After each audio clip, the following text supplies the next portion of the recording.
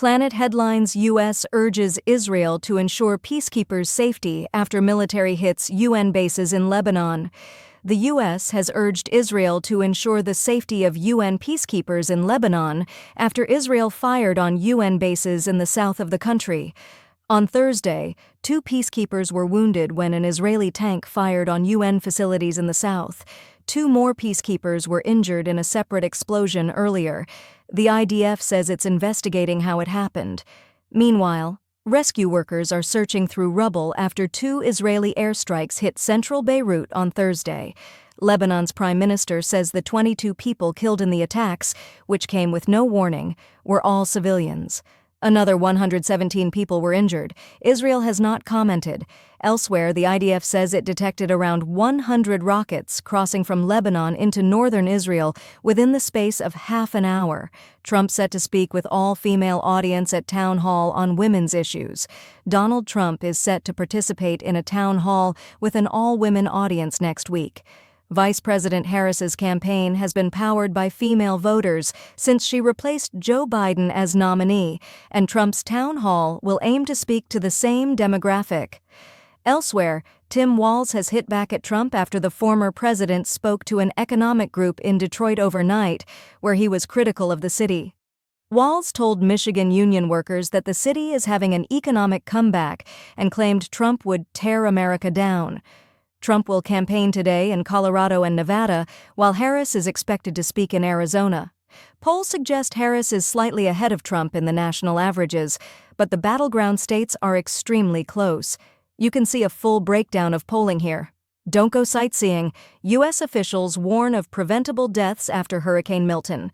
At least 16 people have died after Hurricane Milton passed through Florida, though the total number of deaths could rise as rescue workers make their way through floodwaters and debris. More than 2 million homes and businesses are without power, and thousands of people have been rescued from flooded areas.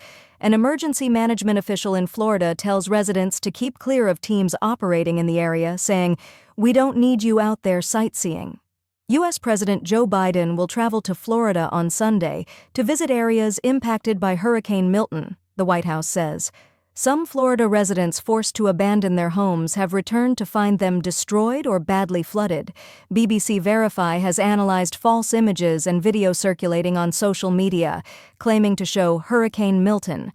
China detains iPhone maker workers in strange case. Chinese police have detained 4 workers of the Taiwanese iPhone maker, Foxconn, in circumstances Taipei has described as strange. The employees were arrested in Zhengzhou in Henan province on breach of trust charges, Taiwan's Mainland Affairs Council said in a statement. The company is the biggest maker of iPhones for U.S. technology giant Apple and is one of the largest employers in the world, with major manufacturing facilities in China. Las Vegas casino imploded to make way for stadium. A spectacular firework and drone show bade farewell to one of the last symbols of Las Vegas's golden era before it was imploded. The Tropicana opened in 1957 and in its heyday was visited by Frank Sinatra and the so-called Rat Pack. Japanese atomic bomb survivors win Nobel Peace Prize. Nihon Hidankyo, a Japanese group of atomic bomb survivors, has won the 2024 Nobel Peace Prize. Known as Hibakusha, the survivors of the 1945 bombings of Hiroshima and Nagasaki have been recognized by the Norwegian Nobel Committee for efforts to rid the world of nuclear weapons. Nobel Committee Chair Jørgen Vatne Friednes said the group had contributed greatly to the establishment of the nuclear taboo. Mr. Friednes warned the nuclear taboo was now under pressure and praised the group's use of witness testimony to ensure nuclear weapons must never be used again.